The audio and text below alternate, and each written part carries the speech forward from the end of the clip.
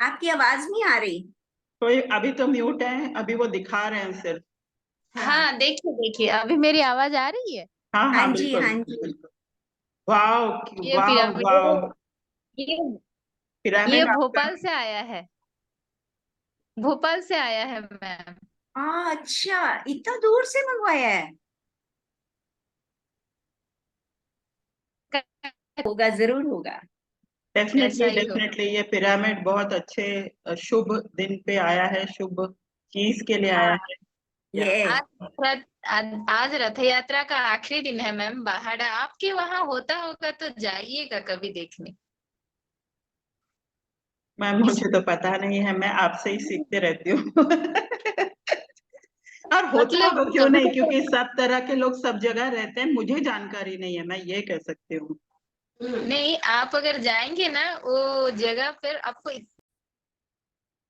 आज हम 27th श्लोका करने वाले हैं। Over to you Padma ma'am, welcome welcome, thank you for showing us the pyramid.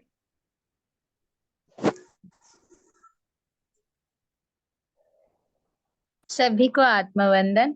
तस्य हि ध्रुवो मृत्युः ध्रुवं जन्म मृतस्य च तस्मादपरिहार्येऽर्थे न त्वं शोचितुमर्हसि।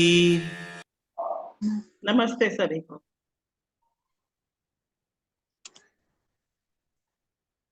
सभी को नमस्कार। ओम श्रीमद् भगवद गीता श्लोक पारायण। ओम श्री कृष्णं सद्गुरुवे नमः। ओम श्री कृष्णं शरणं मम। ओम श्री कृष्णं परब्रह्मणे नमः। कृष्णं वंदे जगद्गुरु। अथ द्वितीय अध्याय सांख्य योग श्लोक 20। हि ध्रुव मृत्युम् ध्रुवं जन्म मृतस्य च तस्मात् परिहार्थे अर्थे न त्वं शोचितुमर्हसि। कृष्णार्पणम। मैं इसका अर्थ बता देती हूँ। अर्थ क्योंकि कल हम सब पढ़ लिए थे, तो अर्थ और संधि कर लेते हैं। जातस्य जो जन्म होता है, ही मतलब ये, ध्रुवः निश्चय निश्चित रूप से, मृत्यु मृत, ध्रुवम निश्चित, जन्म जन्म, मृतस्य मृत्यु मतलब मृत्यु, च एवं, तस्मात् इसीलिए, अपरिहार्य अपरिहार्य अर्थे यह अनिवार्य है। न नहीं, त्वम तुम, सोचितुम दुख प्रकट कर रहे हो, अर्हसि उचित। तो इस श्लोका में और संधि कौन सा है? एक है सोचितु सोचितुम अर्हसि, ये होगा सोचितुम अर्हसि, अहसि। और एक है तस्मात् परिहार्यार्थे, ये तस्मात् प्लस अपरिहार्य अर्थे, ये है इसका संधि। अभी इस श्लोका का अर्थ, जो जो जन्म हुआ है उसका मृत्यु निश्चित है, और जिसका मृत्यु हुआ है उसका पुनर्जन्म निश्चित है, ये सुनिश्चित है। इसीलिए ये अनिवार्य घटना चक्र को, अनिवार्य, ये अनिवार्य है। इसको जानने के बाद तुम क्यों दुख प्रकाश कर रहे हो, दुख कर रहे हो, दुखित हो रहे हो, बोल रहे हैं कृष्ण परमात्मा अर्जुन को। ये है ये श्लोका का अर्थ। तो इस श्लोका का थोड़ा भावार्थ देखते हैं।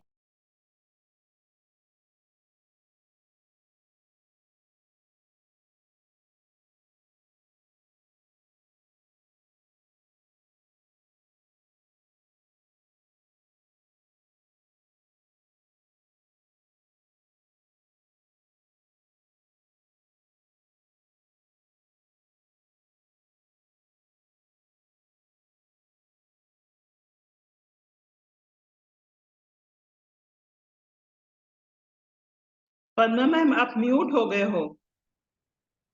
सॉरी। हेलो, अभी सुनाई दे रहा है? Yes ma'am, yes ma'am. हाँ, ओके ओके ओके, सॉरी। तो इस श्लोका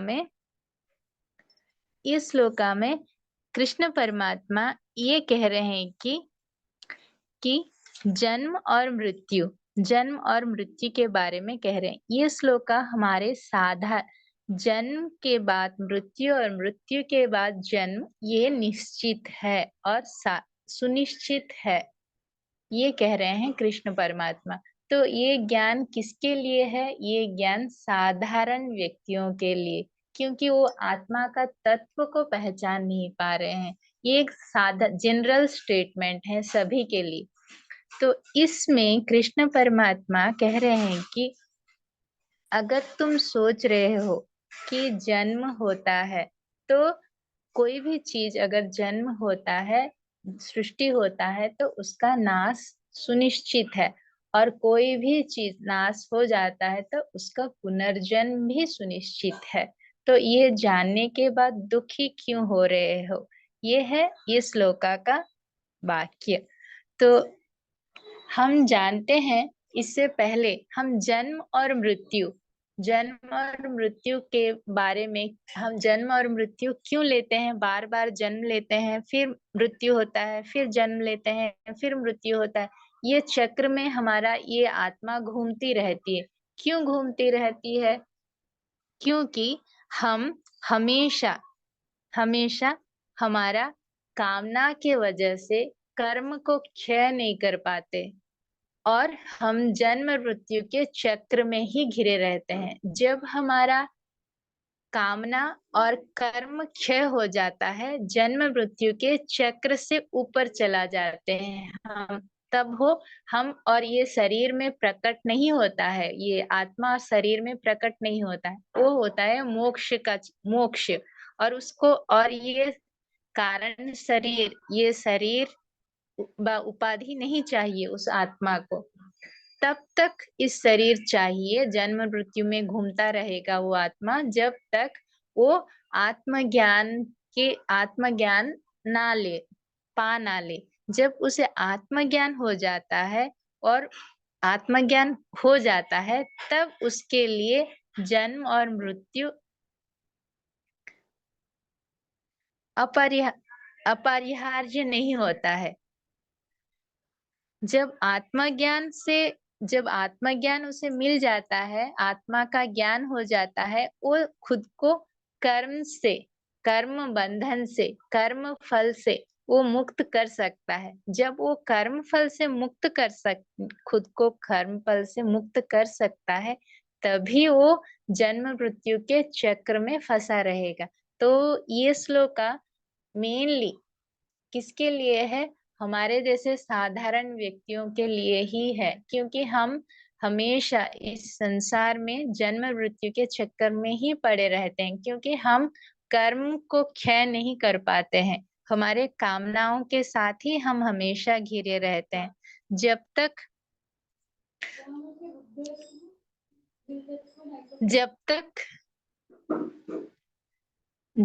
हम अम्मा,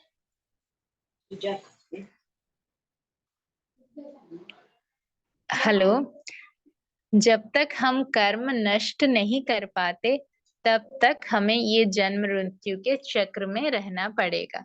तो ये श्लोका केवल साधारण व्यक्तियों के लिए ही कहा गया है। इससे पहले एक श्लोका कृष्ण परमात्मा ने कहे थे, श्लोका 20 में, जिसमें कहा गया था कि न जायते म्रियते बा कदाचिन नान्यं भूता भविता न भूयाः अजो नित्यः शाश्वत अयं पुराणो न हन्यमाने शरीरे। और इस श्लोका में कृष्ण परमात्मा ये कहा था,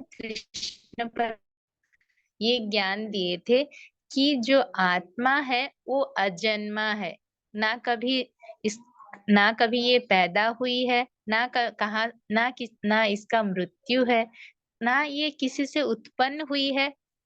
तो ये अजन्मा है, नित्य है, सनातन है, पुरातन है।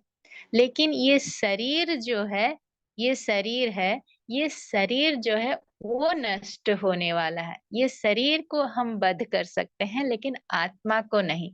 अगर कृष्ण परमात्मा वो ज्ञान देते हैं और 27 श्लोका में फिर कहेंगे कि नहीं, आत्मा, अगर तुम मानते हो कि आत्मा रोज जन्म होती है, मरण होती है, तो ये केवल हमारे जैसे साधारण व्यक्तियों के लिए ही है।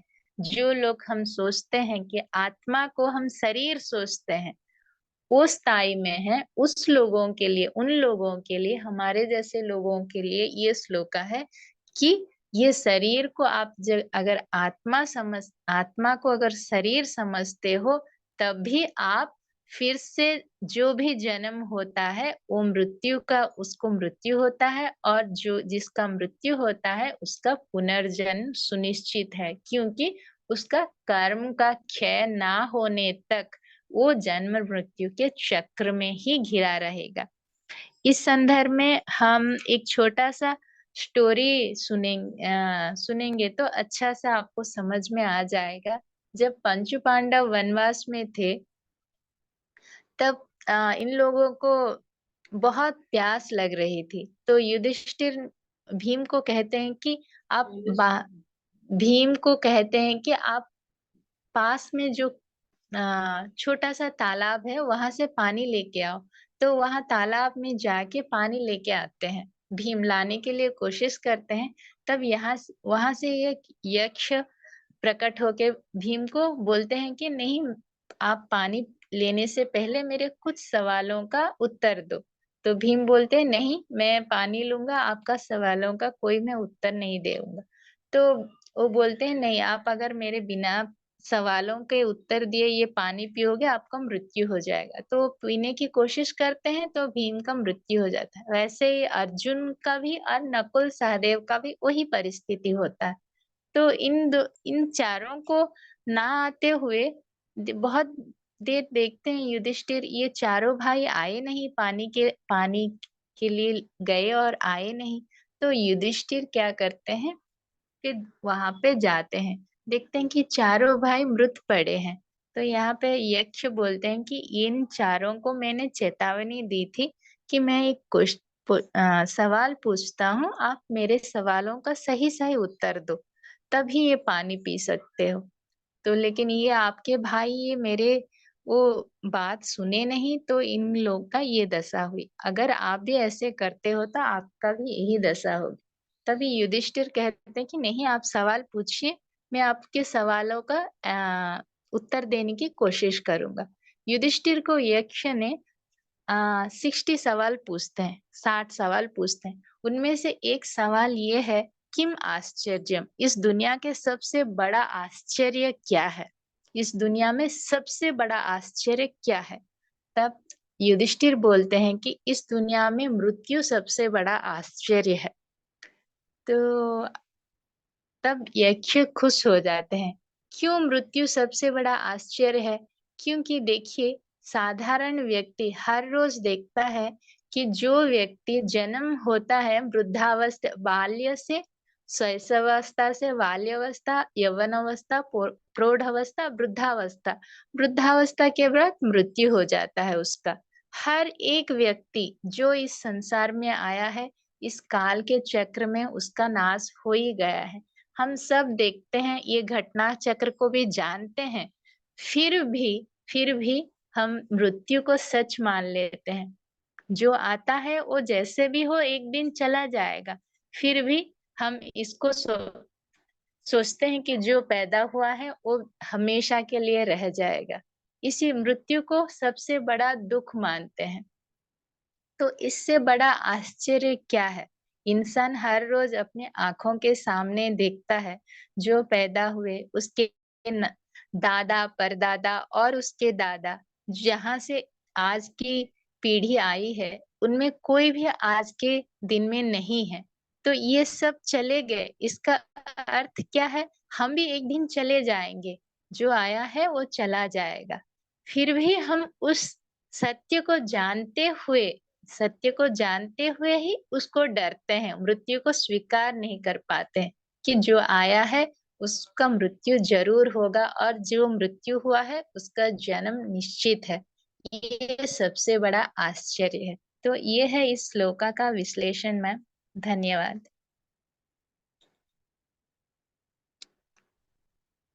बहुत बहुत धन्यवाद। हाँ मैम, बहुत बहुत धन्यवाद। तो ये जो कहानी सुनाई ये बहुत ही इंटरेस्टिंग थी और इस श्लोक के साथ बहुत अच्छी लगी। Thank you, thank you. Rita ma'am, आप कुछ बोल रहे थे? बहुत अच्छा लगा। मैंने ये कहानी, एक्चुअली ये जितने भी स्पिरिचुअल सीरियल्स टीवी में आते थे ना, मैं जरूर देखती थी, और काफी सारी कहानियां उसमें ये सब बताते थे। तो मतलब वो थोड़ा मुझे याद था। और फिर भी मैं ये कहूंगी पद्मा मैम, आपकी एक्सप्लेनेशन बहुत अच्छी होती है, बहुत ही टू द पॉइंट तो होती है, और इतने अच्छे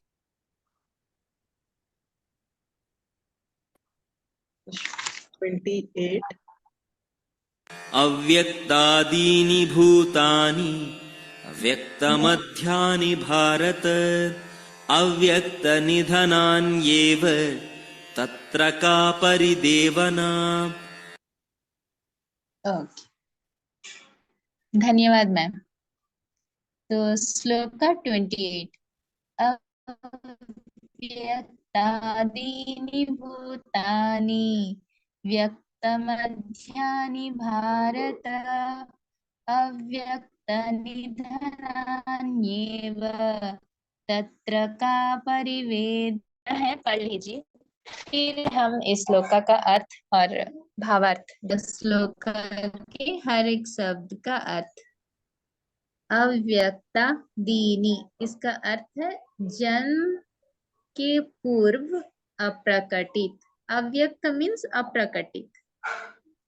भूतानी, भूतानी का मतलब सृष्टि में जितने जीव हैं। व्यक्त, व्यक्त मतलब प्रकटित, अव्यक्त मीन्स अप्रकटित।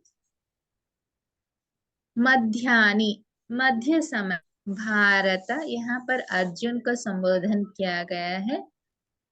और एक अव्यक्त, अप्रकाश्य मतलब अप्रकटित।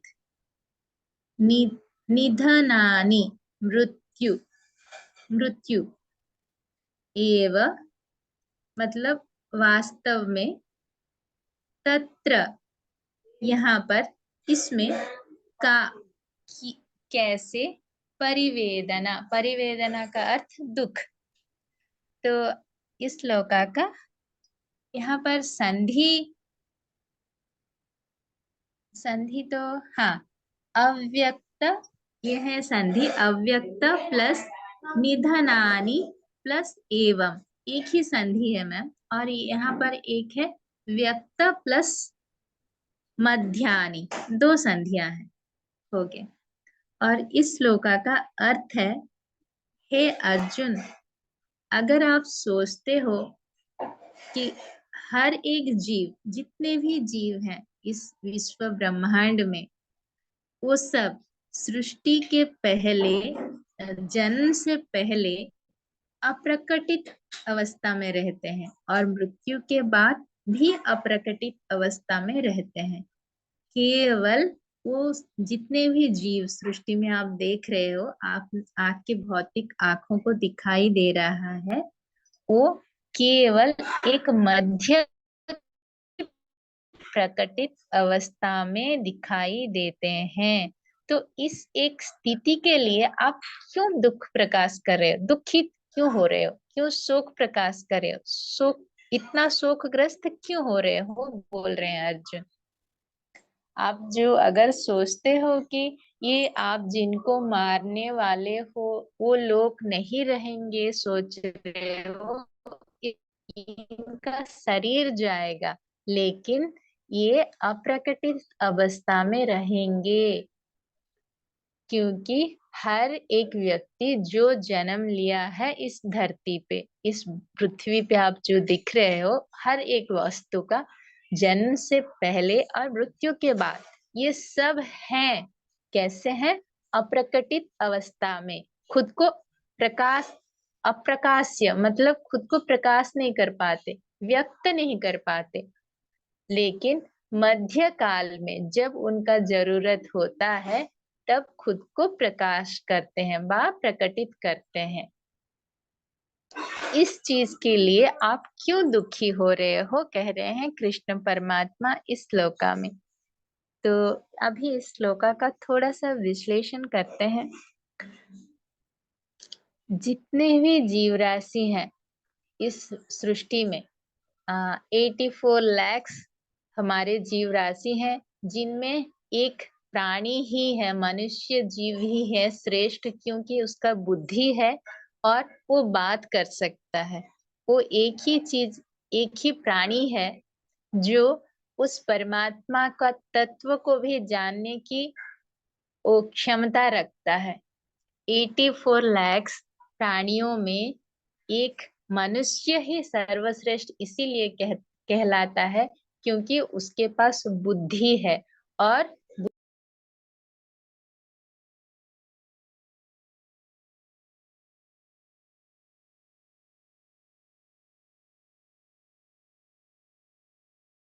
मैम आप म्यूट हो गए आप। Hello hello hello ma'am, hello. हाँ,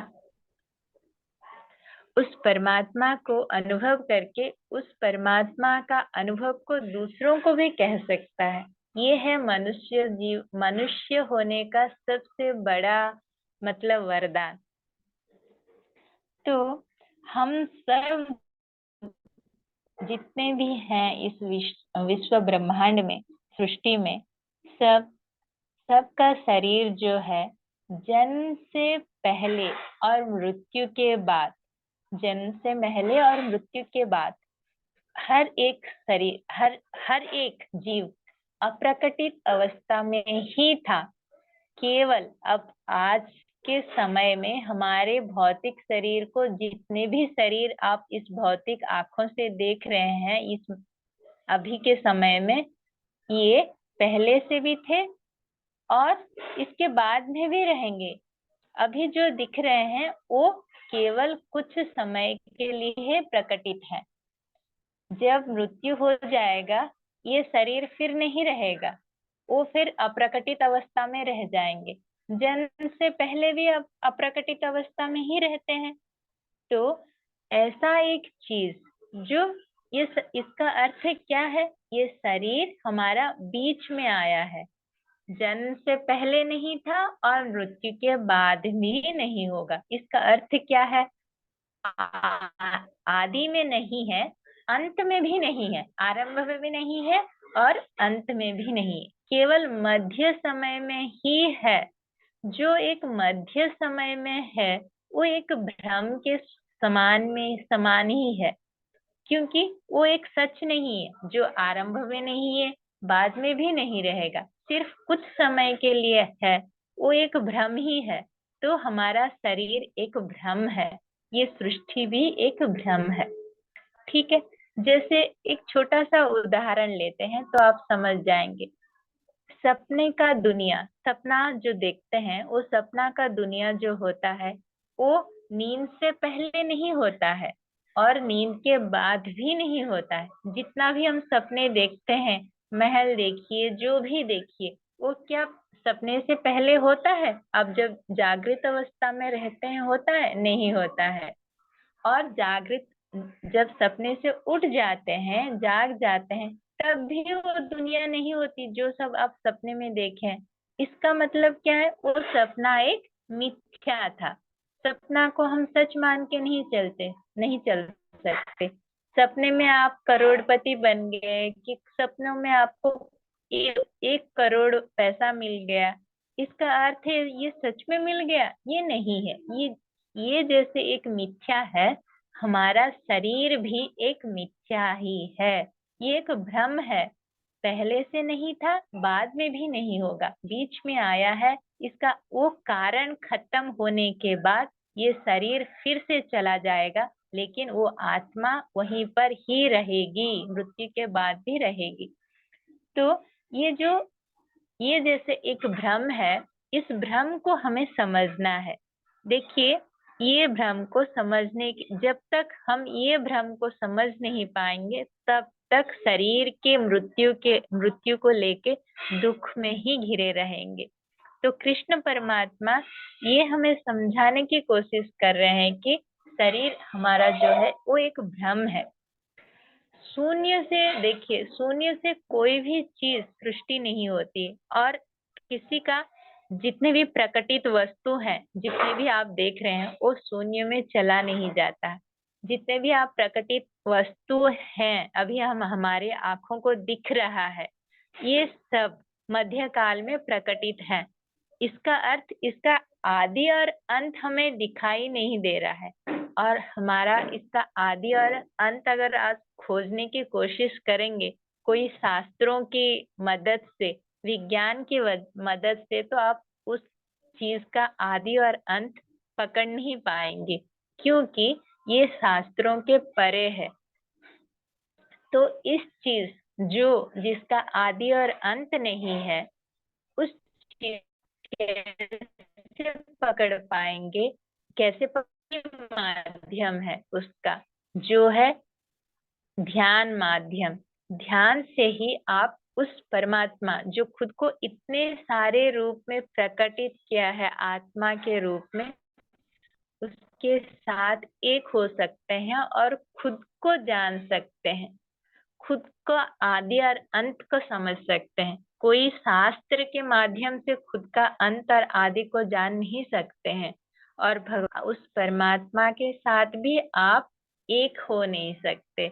ये ध्यान ही एक ही माध्यम है जिससे आप खुद को जान सकेंगे और उस परमात्मा को भी जान सकेंगे। जब आप उस परमात्मा को जान सकेंगे तब आपके जीवन में और कोई दुख की चीज ही नहीं रहेगी। तो कृष्ण परमात्मा यही कह रहे हैं कि हम सबको, कि हमें इस शरीर के लिए दुखी नहीं होना है। ये शरीर एक मिरेज है, जैसे कि मरुभूमि में बहुत दूर में जैसे दिखता है पानी है, पानी है, वहां आप जब जाएंगे तो वो पानी नहीं होता है, वहां सिर्फ रेत ही रहता है। वैसा ही ये हमारा शरीर भी एक मिथ्या है, एक कारण के लिए आए हैं, वो कारण खत्म हो जाएगा तब हम ये शरीर छोड़ के फिर से नया एक शरीर में चले जाएंगे। तो इसी संदर्भ में, हमारा शरीर के संबंध में ही इस श्लोका में हम कैसे इस शरीर से दूसरे शरीर को जाते हैं ये सब कहा गया है। हमारा जो शरीर है, हमारा जो आत्मा है, आत्मा जो है इस शरीर में 3 प्रकार के शरीरों के द्वारा आबद्ध रहता है। एक तो स्थूल शरीर जो आपका दिखता है, भौतिक शरीर जो हम अन्नमय कोश बोलते हैं, और एक है सूक्ष्म शरीर जो हमारे शरीर को दिखता नहीं है, आंखों को दिखता नहीं है, और एक कारण शरीर रहता है जिसको आप एस्ट्रल बॉडी कहते हैं। तो जब ये शरीर हम छोड़ देते हैं, हमारा मृत्यु हो जाता है, जीवात्मा जब इस शरीर को, भौतिक शरीर को छोड़ देता है, तब हम इस स्थूल शरीर को छोड़ देते हैं। स्थूल शरीर को छोड़ देते हैं जो 5 तत्वों से बना है, 5 कर्मेंद्रियों से बना है, 5 तत्वों से बना है। इस स्थूल शरीर को ही छोड़ देते हैं, लेकिन वो आत्मा जो है हमारा सूक्ष्म शरीर और कारण शरीर को लेके चली जाती है परमात्मा के पास। सूक्ष्म शरीर जो है वो 18 तत्वों से तैयार होता है। वो 18 तत्व क्या है? 5 प्राण वायु है, 5 इंद्रियां हैं, ज्ञानेंद्रियां हैं, और 5 कर्मेंद्रियां, ये 15 हो गए। मन, बुद्धि और अहंकार। अहंकार का मतलब मैं, ईगो जो है। और कारण शरीर जो आपका एस्ट्रल बॉडी कहते हैं आप, वो क्या है? उसमें आपका ना पास्ट लाइफ के जितने भी आप किए हो संचित कर्मा का सब रिकॉर्ड उसमें ही रहता है। ये सब कारण शरीर में रहता है। जब मृत्यु होता है तब हमारा जीवात्मा स्थूल शरीर को छोड़ के सूक्ष्म शरीर और कारण शरीर को लेके परमात्मा के पास चला जाता है। तब हमारा सूक्ष्म शरीर और कारण शरीर को के ऊपर आधारित करके हमें फिर से पुनर्जन्म मिलती है। आप अगर कहेंगे कि पुनर्जन्म कब और कैसे मिलती है, तो ये आत्मा के ऊपर आधारित है। कोई आत्मा आंख झपकने से भी कम समय में और एक शरीर में ले लेती है, जन्म ले लेती है, और कुछ आत्माएं जो हैं वो बहुत सारे साल उनको लग जाते हैं नया एक शरीर में आने के लिए। कितने ही साल वो रहते हैं, क्यों तभी उनको और एक शरीर को प्राप्त होता है। तो ये है जन्म और मृत्यु के बीच में जो समय का पीरियड है। तो इसका अर्थ क्या है? जन्म से पहले अर्थात जब तक वो आत्मा शरीर नहीं लिया है, अप्रकटित अवस्था में ही है, और मृत्यु के बाद सूक्ष्म शरीर को यहीं पर छोड़ देती है पृथ्वी पे, तो फिर से वो अप्रकटित अवस्था में ही है, केवल मध्य काल में ही प्रकटित अवस्था में है। तो इस स्थिति के लिए क्यों आप इतना शोक प्रकट कर रहे हो, कह रहे हैं कृष्ण परमात्मा अर्जुन को। ये है मैम इस श्लोका का भावार्थ। सभी को धन्यवाद। सभी को धन्यवाद। Thank you Padma, thank you Anuradha ma'am, सबको धन्यवाद। बहुत थैंक यू। बहुत अच्छा बताया आपने। Thank you ma'am. Thank you ma'am, thank you. बहुत अच्छा मैम, थैंक यू मैम, सभी को धन्यवाद थैंक बताएं। You, thank you, thank you ma'am. Thank